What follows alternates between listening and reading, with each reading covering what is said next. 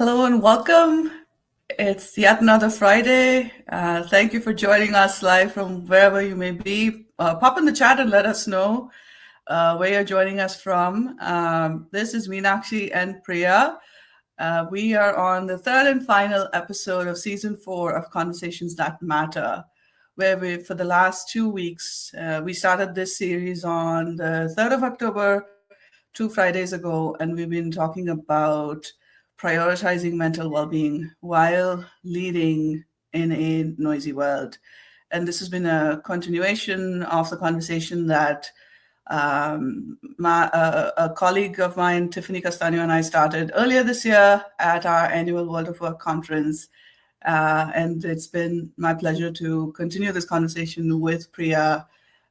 We both feel very strongly about this topic, and we feel that it's very timely and relevant to leaders at all levels. This is our third and final episode. We've been streaming this live on LinkedIn and YouTube. And those of you that are unable to join us live right now, we hope you'll be able to catch the recording. Priya, how are you feeling about this series so far?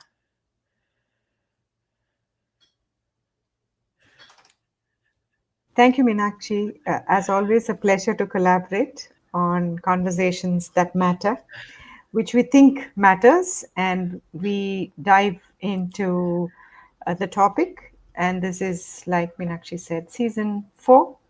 So I'm very excited about that. I'm also a little sad that this is the last of the episode 3 of season 4. Well, there will be more. So I'm looking forward to this conversation, Meenakshi. Great. Thank you so much, Priya. And yes, so we are coming to you from 2 different parts of the world. Priya is based in India, in Bangalore, and I am based in Virginia, in the east, on the east coast of the U.S. So it is 8 a.m. my time, and it's 5:30 p.m. Priya, your time. Just want to do a quick recap of where we've been and orient ourselves for today's conversation. And once again, inviting folks who are joining us live to please pop in the chat and let us know. We've had some good questions and really meaningful interaction with our audience in the last 2 episodes. We're looking forward to some more of that today as well. So in the first episode, we started off by really kind of defining what's noise. We dug a little bit deeper into that, healthy noise versus unhealthy noise. This was something that was shared by Sally Clark, who's an Australia-based burnout and recovery researcher and author.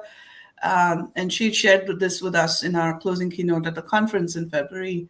So we brought that forward. And then Priya, you talked about how sometimes using our voice can also contribute to noise. That's the sort of set the scene, if you will, for the conversation in the first episode, where we talked about what really makes for noise and how do we distinguish between noise and voice. We left you with a challenge of spending 1 hour of your weekend being device-free and experiencing what that feels like. In the second episode, we talked about how to lead self in this noisy world. And we also discussed how, as leaders, we might prioritize well-being in the noisy world.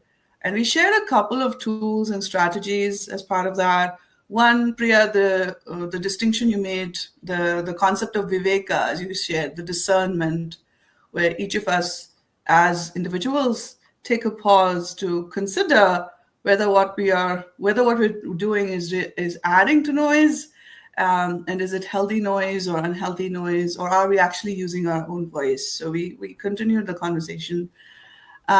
We also shared a framework called Think, which is it think before you speak? So Think as an acronym for, is it true, is it helpful, is it inspiring or important, is it needed, and is it kind?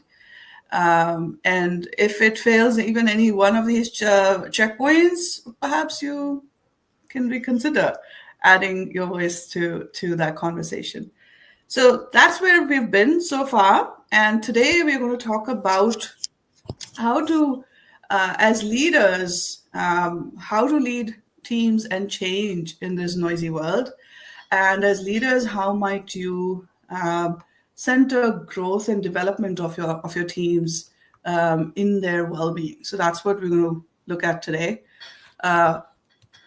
Priya, where would you like to take us? On a deep dive into understanding, as leaders, what might be their role, what might be in their capacity, what is it that they can do. I think one of the things I like to pick from our last session and segue into this one is where you talked about it is a personal responsibility. We often, like you said, we outsource leadership and Yeah, say, leadership does this and they take care of it and I just follow. I think while we still believe that we take responsibility for our own state of being, state of our mental wellness amidst this noise, today's conversation is going to be more about what leaders can do for their teams. correct, correct. Yeah. So, one of the things that I also had a reason to ponder on this topic lately is, leaders have authority, positional authority. They have power in in many ways, right? So they have positional authority. So as a leader, I would always ask myself, how am I using my positional authority? Is it, and how is that adding to the noise? For example, sometimes I've already reached a stage in life where, I have a large team or I have worked very hard to get to where I am. So I have all the competence, I have all the competencies, I have all the capability, and I've arrived at this position. So my experience, my expertise can sometimes amplify my voice. And it is a very fine line when that voice becomes noise. Yes. And that's what I was sitting with when for this week's conversation, Meenakshi. Have you had any experiences, or do you know how this plays out in workplaces? Absolutely. Uh, I think, what came up for me is this acronym HIPPO, highest Mm-hmm. paid person's opinion. HIPPO Mm. trumps everything in conversations, in workplace conversations, in a lot of scenarios. I've experienced that more as a team member, I would say, where I've seen Mm. leaders Mm. when they are in meetings or in workplace interactions, how their positional power can skew everything a little bit, uh, and once the leader has spoken, then team members may not feel as comfortable in sharing an opinion that may perhaps be different from what the leader shared, or maybe they see a risk in that, Mm. let's say, a project or a program that we're talking about, or Yes. um, they have a different perspective because their lived experience is different. So I'm trying to think of an example. I mean, there were so many that are kind of running through my head at the moment, and I've also seen. I'll think of an example in a few minutes. But one thing I do want to share also is I've also seen positive examples of leaders who are aware of the impact of their positional power, that they are, and the ones who are very aware, they're also usually, more often than not, very good facilitators of conversations and meetings as well. So then they will make the effort to get everyone's point of view first before they share theirs. And I've seen that being successful in Mm, managing that sort of halo that position of power has, right? So, and they also are conscious. And to me, this is one of mm, the um, important aspects of inclusive leadership, being aware of how different people interact, and some of the best ideas will come from quieter folks, making sure that mm, people have different ways to engage. And I want mm, to say one more thing before I pass it back to you is I have found that hybrid and remote environments are actually some of the tech tools, collaboration tools, and virtual meeting tools that we use, or that are popular out there in the market. They actually enable and help being inclusive in this manner. mhm, Meaning, for example, Zoom chat or a Teams meeting chat, or even using tools like Miro or Mural or whatever type of virtual whiteboard. It allows for people to share anonymously. You can turn on and off those features. And mm, so then it allows it, I think it enables psychological safety within teams. mm, And it actually counters or balances the effect of the outsized impact of positional power. mm, mm. So that's been my experience. So, thanks for sharing because the two words that stood out for me, one is psychological safety. You know, and I want to sort of spend a little time there. When we can imagine a meeting room, virtual or otherwise, and you have this leader with the positional authority to actually make a change in the manner in which they come across. It could be a top down approach, it could be a louder voice, it could be them speaking first before inviting and including other voices. What really happens if, and I was thinking, what happens to me if I'm sitting in that room, I would be, if I don't feel safe, this could impact my psychological safety. And to be Yes. constantly being told what to do and constantly your ideas not heard or the voice is very loud, what would happen to me? I would probably be in a hyper vigilant mode, Yeah. Yeah. right? All the time scanning my environment to see if there is threat for me. I'm talking about me and my ideas, me as a person, right? Correct. And being in this in that kind of an atmosphere for a very long time can lead to anxiety disorders, can lead Yes. to um, uh, lack of motivation, can lead to completely losing sight of the purpose. And that's it may not be intentional, but unless the leader is conscious of how they are coming across, right? The social awareness piece. Yes. How they are coming across, how are they using their authority? They might lose out on some of these things which happen in very subtle, unconscious ways. Yes. Yes. And how do I notice it? Maybe ideas stop coming. Maybe more people are just listening, not speaking. Maybe they are not approaching anyone to share what's going on. And we know we've had an entire series on psychological Yeah, safety, I and was we just know thinking about that's the first one we did. Yeah. yeah, so it may lead to people not turning up at work or not doing their best at work, right? So these are some of the indicators, really. But the role of inclusion, like you said, is a very big segue into well-being.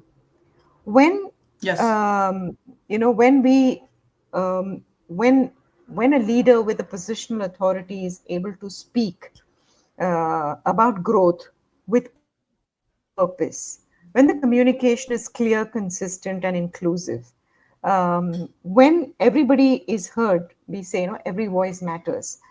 I think it helps for it helps.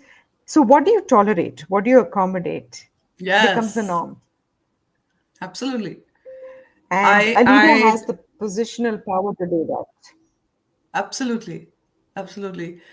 What you said there, Priya, what gets tolerated, to me, that's culture. Culture is the lowest common Mm, denominator. What gets tolerated is the company culture. It's not what how we mm, describe it or define it. It's not the words, it's really yes. those actions. So to me, as a coach and consultant, um, and even when I used to work full time, I would also always pay attention to what happens in meetings, how are meetings set up. I would pay attention to the language used in direct messages in chat, and what's happening while you're in meetings. To me, that's real culture. Anything Mm, else, that's just window dressing. How people really yes. feel and how they operate is in those spaces. Um, and as you were talking, one thing that came up for me also is, since leaders have, with positional power, have this outsized impact, and the ability to shape things around them. This is a personal example that I want to share. When so I was a this was a I want to say about 7 or 8 years ago. I was a mid-level leader, and um, not as self-regulated as I am today. And it was a high pressure environment, and I was in a customer facing role, and and we're dealing with technology implementations and enterprise systems and such. So, you know, it, things go wrong is not a good thing. And so I remember this very distinctly. It was one of those days where a lot of things were going wrong, and I had a portfolio of clients that I was responsible for. And I walked in, and this was when we still went into the office on a regular basis. And I walked in, and the stress, I walked in feeling stressed, and that energy that I was carrying with me. And I remember one of my team members noticed that, well, I recall, and at the time it really stung me, because this team member called out and said, "Look, you coming in like this is not helping us." Mm, And it stresses me out, he said. And I'm like, I don't like, it was a moment, it was a rude awakening for me. One, being told by someone, and in the office and in public, and the embarrassment I experienced in that moment of, oh, this is what I'm doing, this is how I'm affecting others. And at the time, my leader shared this with me as like a sort of, um, what shall I say, uh, a point of encouragement, and also like learn from this kind of thing, where my then leader shared with me that, look, uh, people take cues from how you show up, mm, and they watch you more than they hear your words. And so mm, these two combine, and I think I ended up having a chat with my leader about this. I'm like, this is the feedback I received, and it's true, and I need some guidance on working through it. So he sort of mentored me through it. And I've always remembered that. And it's been a lot of inner work for me to think about, when I'm in work situations, to be aware of, okay, how am I showing up? And if mm, I'm the leader in that moment, in that space, how am I showing up? Not just in leadership roles, this is for everyone, even your colleagues. So if I'm constantly stressed, we're all energy beings, yeah. and the stress just kind of gets passed on to the rest of the Mm, team. Um, I've also remember, this is a completely different point but related. I was attending a conference, a massive conference.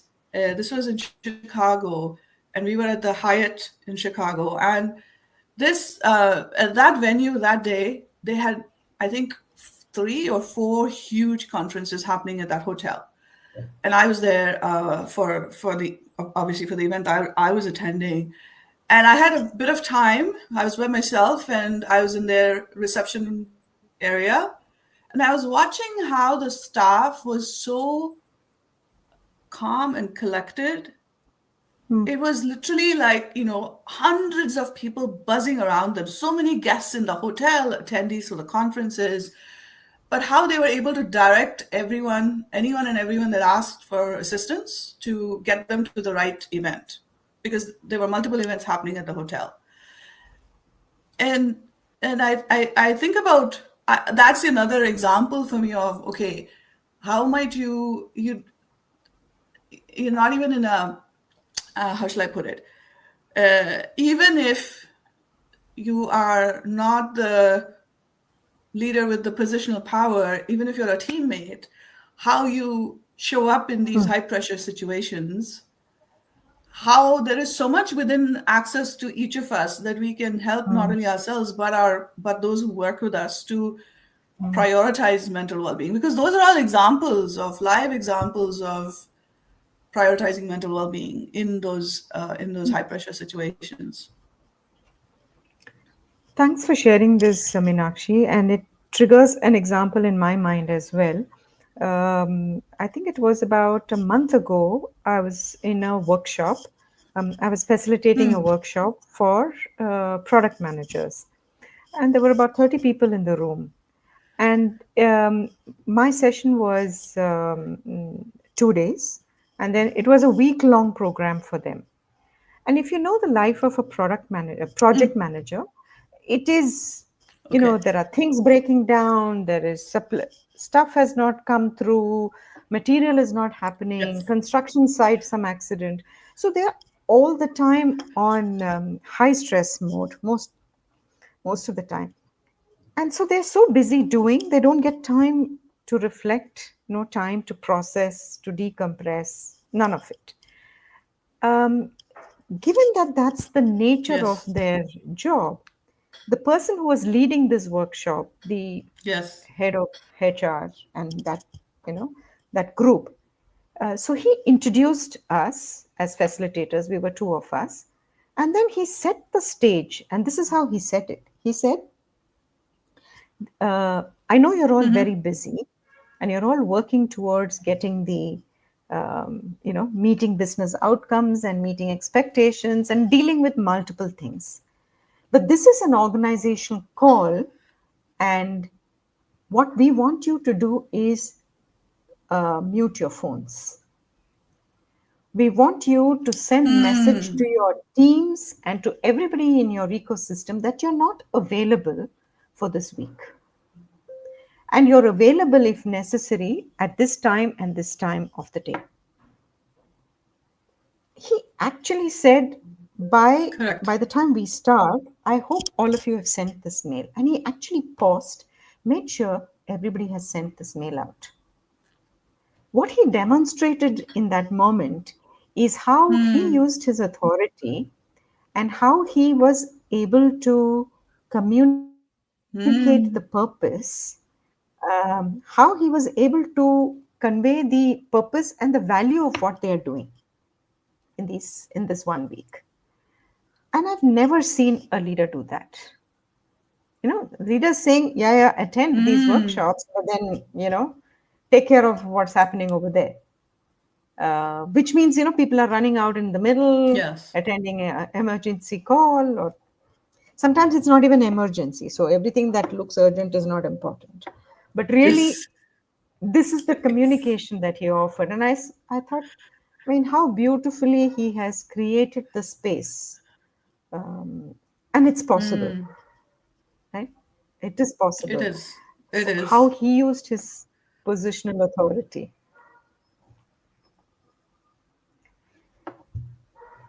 So, Meenakshi, I'm also, while we were talking about all of this, I think one of the things that I wanted to hear from you is about any studies, and I know you mentioned Gallup. Um, what does that say? What do you want to bring to the fore with regard to that?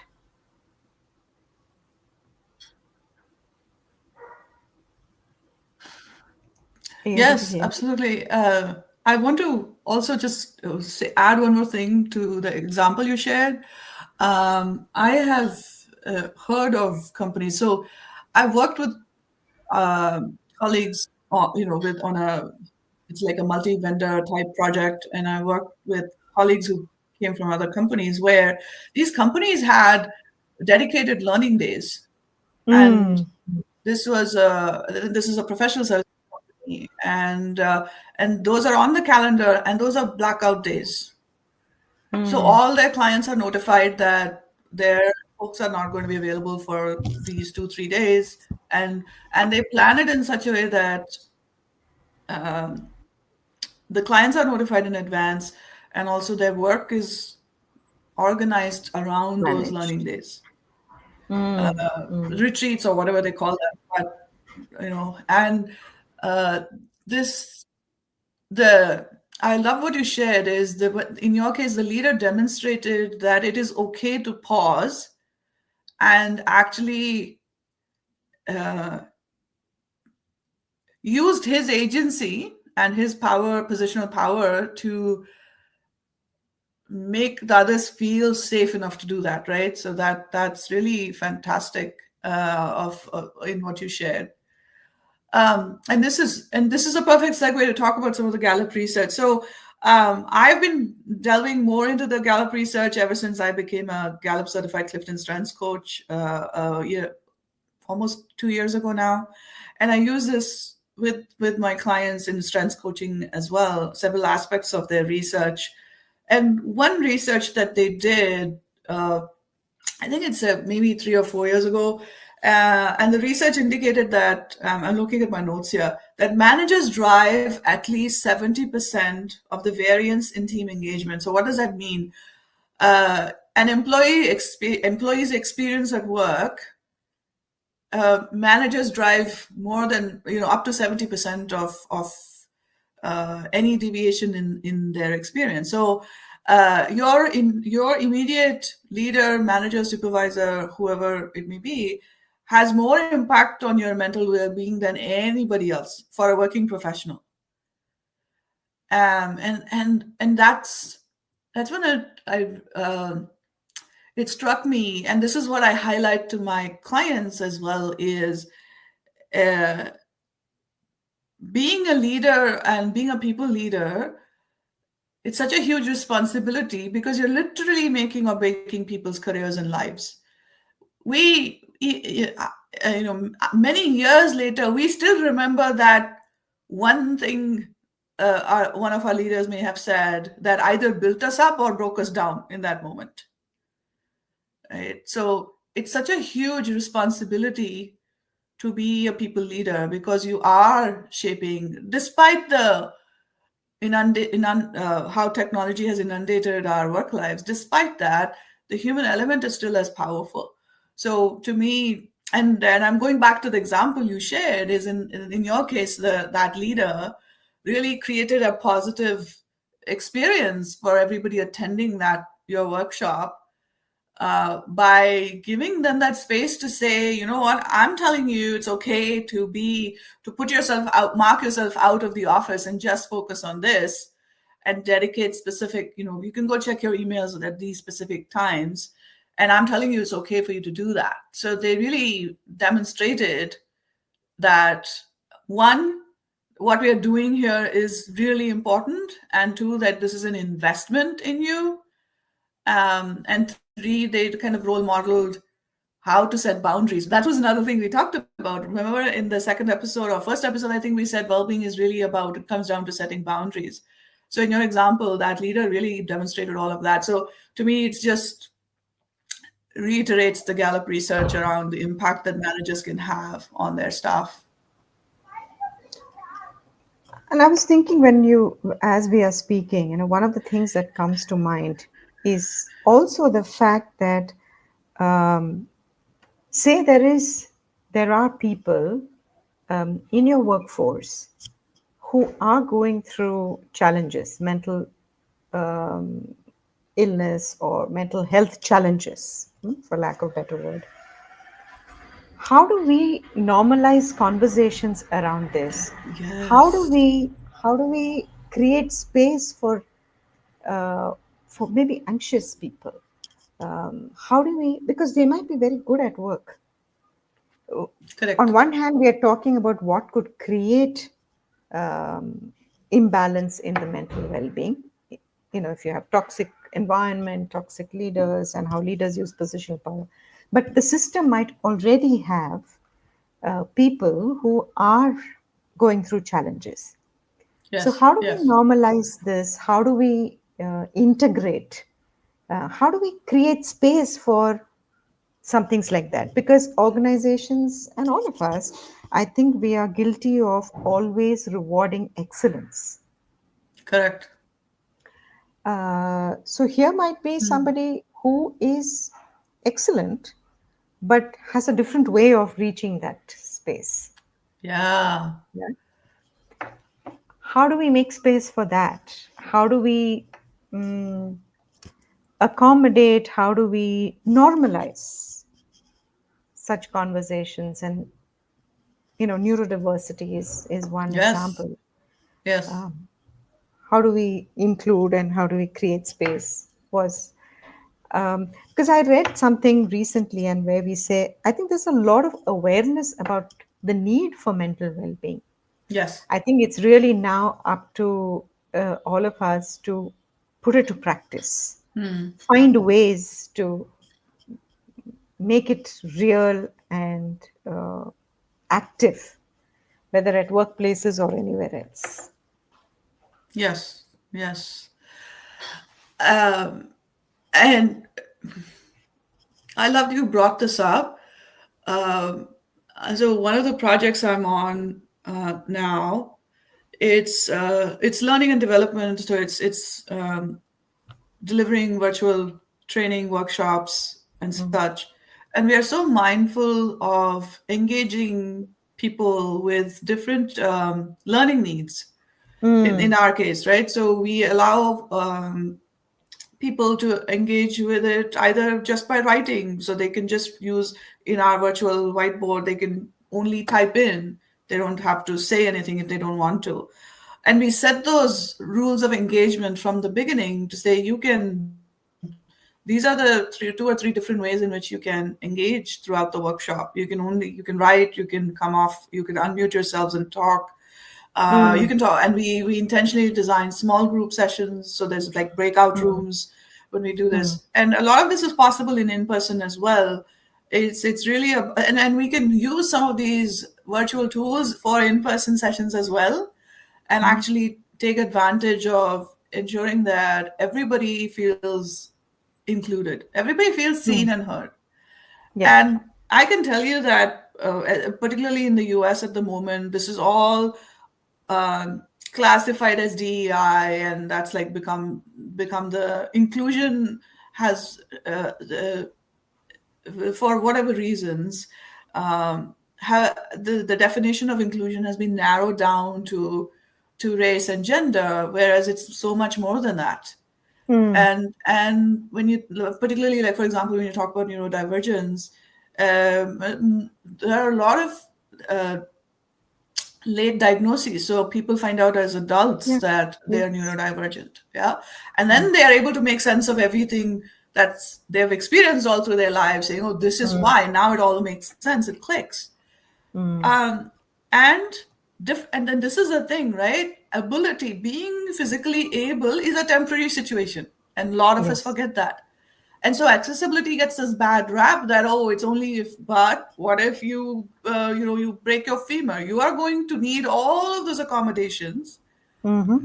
that you would think only somebody who's physically disabled needs. You are going to need several of those Mm. because you're temporarily disabled, right? Mm. So retaining your being able-bodied is the temporary situation, and able-bodied as well as which includes your physical and mental health situations. That's temporary, Mm. and we have designed systems with the assumption that that's the mainstream and that's the standard, and that's Mm. the permanent way to be. Mm. All right. And so if you think about how we structure our day-to-day work, um, if we all said we would respond to emails only at certain hours of the day, going back to noise in your workplace, all the different ways in which people try to reach you. Every email, every Mm-hmm. Slack message is an ask. More often than not, it's an ask from someone of Mm, you. So I'm digressing here, but I want to go back to the point you made about how there are people already in the system who require these accommodations to be successful in their own way. And how might we as mm, leaders make space for that and help them prioritize and others prioritize well-being, mental well-being for themselves? I mm, want to wrap this up by saying that whenever we think we're designing for the mainstream, that's where we go wrong. We need to design for the edge cases, and the mainstream will mm, automatically be taken care of. This is a one of the key principles of universal design. Like think about a pair of scissors.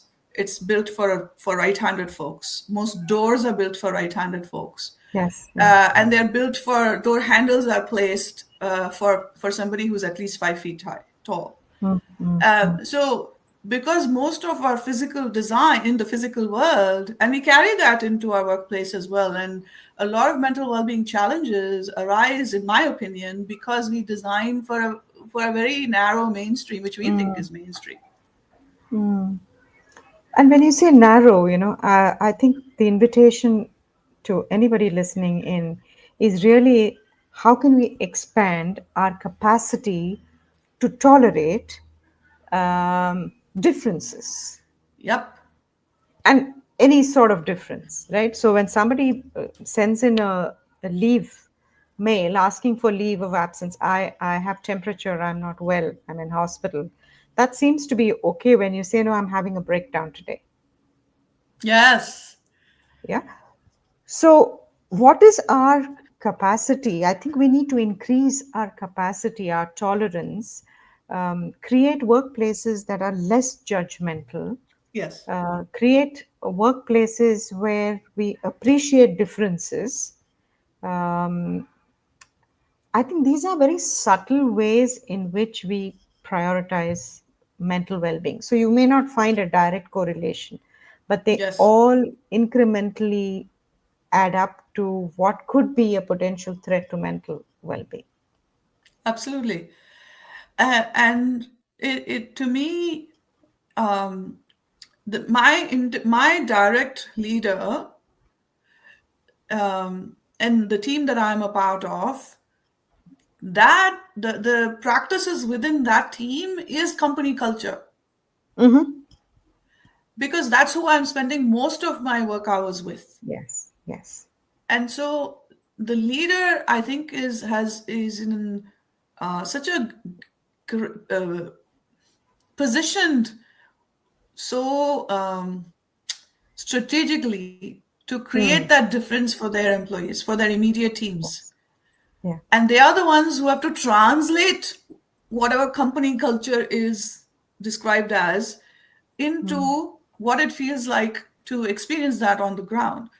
In other mm, words, people, I personally have worked in places where I struggled with what was happening at the company level, but my immediate team was great to work with because I had a mm, great leader mm, and my team was great, and I was in a leadership role as well, but I was empowered and enabled by my immediate leader. So mm, the mm, culture I was able to create for my team was mm, really like an island on when you compare the or an oasis, I should say, compared to the mm, rest of the company. I've also worked in places where the company culture as a whole is fantastic, but it doesn't translate. All of that doesn't translate to my immediate leader and my immediate team. mm. And to me, this is where leaders at all levels have this opportunity and the responsibility to help prioritize and center the team's growth and development in their mental well-being. Right. um, I worked with leaders, and right now on a project I'm working on, the leader is strategic and compassionate and empathetic all at the same time. Mm, And so it is possible, and the leader demonstrates that on a daily basis, yeah. extending that empathy to and we make it sound, this is the other thing, right? We make it sound like these qualities are feminine, Mm, and so the whole gender piece comes in, and that's a whole nother conversation. But there are leaders, um, regardless of their gender, who have figured out how to balance that. So, does not mean you slack on quality. It only means that you lead with a human first tendency, and you are able to have transparent conversations, Yeah. difficult conversations with Yeah. your teams in order to ensure that you're meeting the business goals. So it is that's the other misconception. People think that being empathetic means or being kind means that you're kind of slacking off, and it's actually the opposite. Being clear is being kind. So yeah, Yeah. that's Being another. clear is being kind. Nice. Yeah. I often get asked this question, should I lead by creating fear and threat Mm, or compassion? Right? yeah. So, just, connected to what you said. So, imagine somebody who is being led, constantly feeling either threatened or fearful. Somewhere it's going to show up in terms Yes. of compromised mental well being, right? Yeah. Yeah. And I want to bring this up. Shibu, thank you for joining us live. Shibu says, Meenakshi, in my opinion, the manager level engagement trumps company culture in most organizations. Yeah, Mm. yeah. I I agree. Um, I've had. And to me, culture, sorry to Yeah, interrupt, go ahead, go Meenakshi. ahead. In my view, culture is not something that is just stated. Correct. It's lived, and it's lived every day. So saying, yeah, we are empathetic, if it does not translate consistently in how each of us show up, um, if it's not a lived experience, Yeah, then it's waste of time. absolutely. And to bring this all home, I just realized we're almost at the time to start wrapping this up. I can't believe it's already 45 minutes. Um, so this is the some of the things that leaders can do is really so far we've been talking about how leaders can what can they do to Yeah. help prioritize mental well-being in the workplace, and what are some things that they can do to center the team's growth and development in their well-being. That's what we've been looking at in this third and final episode of season 4 of Conversations That Matter, prioritizing mental well-being while leading in a noisy world. So, Priya, as we begin to wrap up, what are some your top one or two tips for leaders that you'd like to share? To me, it is about normalizing conversations around mental well being. Mm, Uh, to me, it's about um, inclusion. mm, When we're talking about leaders, leading, mm, creating that culture.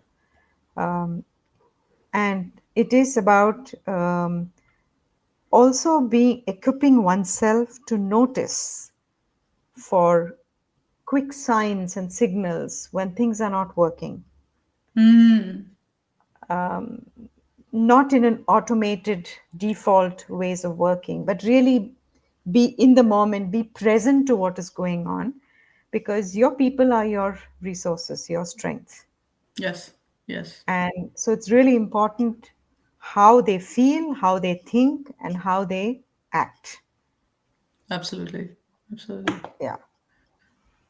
What about you? Uh, what you shared made me think of a few tactical things that I have practiced as a leader, and I've been on teams where leaders have Mm. practiced that, and it's been successful. Is one is really spend in investing the time. I was going to say spend, but it's really not an expense. Yeah. It's an investment. Take the time to build out your rules of engagement or a working agreement with your team. It's not just at the start of every new project. You can do this even with a team that you've been on for a while. And if you've never done a working agreement, I would encourage all leaders that are watching today or will watch the recording, think about having a conversation around working agreements, meaning, and think about things like how do people answer questions such as what are the most optimum hours? And this is true on particularly on global teams, which a lot of us work on global teams. Really finding out what is the best hour of day or what is the best time window for each individual, so that when you set meetings, you kind of rotate around the different time zones, and so that it's not just one time zone paying the price, being penalized. I've been there. Um, so asking questions like, when do you do your best work? What do you need to do your best work? How do you ask for help? How do you like to receive feedback? How do you like to receive praise? We assume that everybody likes to receive praise in public. Not a lot of them do. Not a lot of us do. So, really asking these questions and gathering everybody's responses in an open living document that's shared. And it's not enough that you just do this once. Some of the best teams I've been on will go back and review this, let's say every quarter or at least twice a year, to see how things have shifted. And it's a great onboarding tool for when you bring new people on, because you can share this with them and then their stuff can be added to it. So that's one. And this really helps with making decisions because you all have agreed this is how you like to work. Yeah. Right. And then setting up these core working hours. I've been on this core working hours. I've been worked on companies like for the past 25 years. Companies are still trying to figure it out. And especially as we go more and more global. But really allowing everyone to stick to that and not penalizing if somebody sticks to it, the core working hours piece. And the other thing, one other tactical thing, and you mentioned this, Priya, listening circles.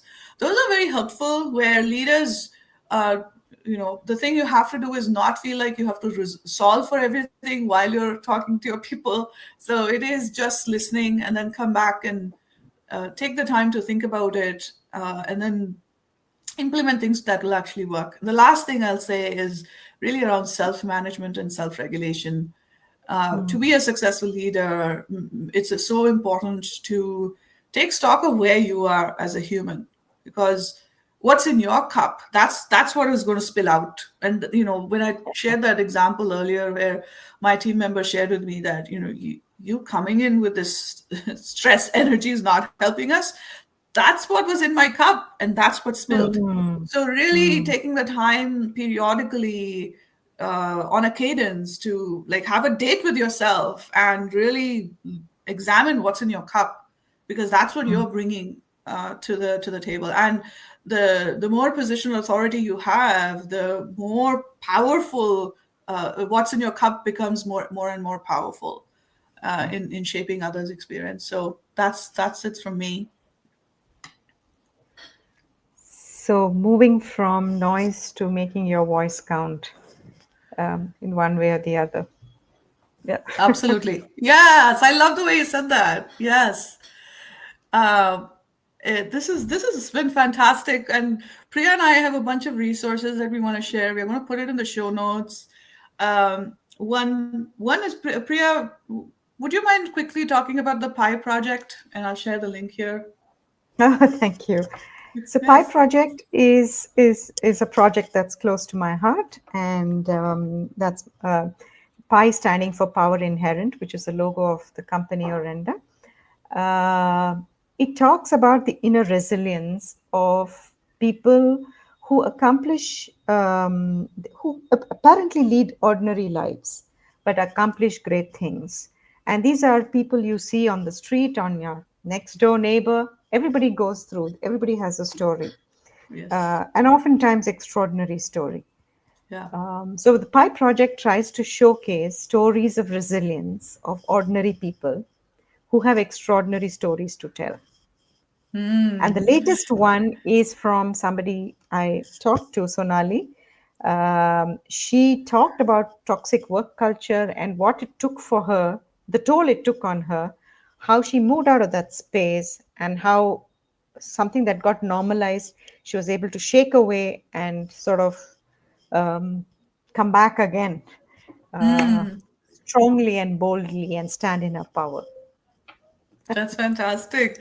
And these are available on your website, I know, and also on YouTube, yes? Yes, that's right. Okay. Thank you, Meenakshi. Okay. Yeah, absolutely. Uh, Another resource I wanted to share, this is accessible to everyone wherever you may be in the world, is the Hit Refresh online well-being community that's stewarded by Anjali Leon, Lakshmi Ramaseshan, and Jennifer Molitor. They just celebrated their third anniversary, and for them, it's about being audacious and interrupting your doing by focusing on being. And so they host this live online midweek. So it's a Wednesday. And because they're all based in the US, they do it noon Eastern time. It is still accessible to folks in Europe, Asia, and all the way up to India because it's 12 noon, which is, I think, most times it's 9:30 India time. So check them out. Please join them. And then there's also a couple of other podcasts that I wanted to mention. One is, in addition to the Pi Project, what I wanted to add was a couple of podcasts that we've had them talk to us. NorthStar, we've hosted them as speakers at our conference, and we've done events with them. Truth, Lies, and Work podcast by Leanne and Al Elliott. They are a husband-wife duo, business psychologist and a business owner, and that's the combination. And Al and Leanne, they are friends of the NorthStar community and our events. We have done we've done live streams with them in the past as well, and all those links I'll share in the post. But check out their podcast called the Truth, Lies, and Work podcast. It's all about prioritizing mental well-being is one of their recurring topics. And actually, that's how I met Sally Clark and Alexis Zanner. They are co-founders of We Are Human Leaders, and they have a podcast as well. And Sally Clark is who we've mentioned in this series quite a bit. And the last one I wanted to mention is Carol Jean Wigington. I know Carol watched the recordings of the past 2 episodes. Carol Jean, she's a owner and founder of Whittington Wellbeing, and she has lived experience of someone who's been diagnosed to being on the spectrum as an adult. So she has late diagnosis and is as neurodivergent, and so she does a lot of work in that space and to help leaders, particularly women leaders. So these are all the resources we wanted to share before we wrapped up this season. Priya, anything else before we wrap up? I'm sorry, I think your mic is muted. Yeah. The Happiness Initiative by Sherman Ho is a Singapore-based company, and they do a lot of work around mental well-being for organizations and otherwise. So that's another place you can check out. It's been a pleasure, Meenakshi, as always, having these conversations. And we don't know what will emerge, a new topic, a new conversation, but there'll always be conversations that matter. Absolutely. I love the way you said that, Priya, and I'm looking forward to next season. This has been a delight to do this with you again, and thank you for your trust and collaboration in continuing this project. Really, yes. Conversations that matter. And you can catch all the folks that are. We want to thank everyone that's joined us live over the last 3 weeks. Shared your questions and your thoughts with us live, and then also folks who actually taken the time to watch the recording and share your reflections and your questions with us. It's been an absolute pleasure. My hope is that we all take the time to, like Priya, like you said, normalize well-being that includes our mental well-being as well, not just our physical. And we all know that what happens up here affects the rest of the body. So taking care of our own well-being, mental well-being, and also helping others around us prioritize that as well. So Thank you again for being with us on this journey of prioritizing mental well-being while leading in a noisy world. And for everyone in India and around the world who are celebrating Diwali, wish you a very, very happy and safe Deepavali, Shubha Deepavali, as we say. I know it's coming up starting this weekend, so take care. Have a lovely time with your family and friends, and stay in touch. And we'll see you back here in season 5. Thank you, everyone, for joining. Bye-bye. Thanks, everyone. Bye for now.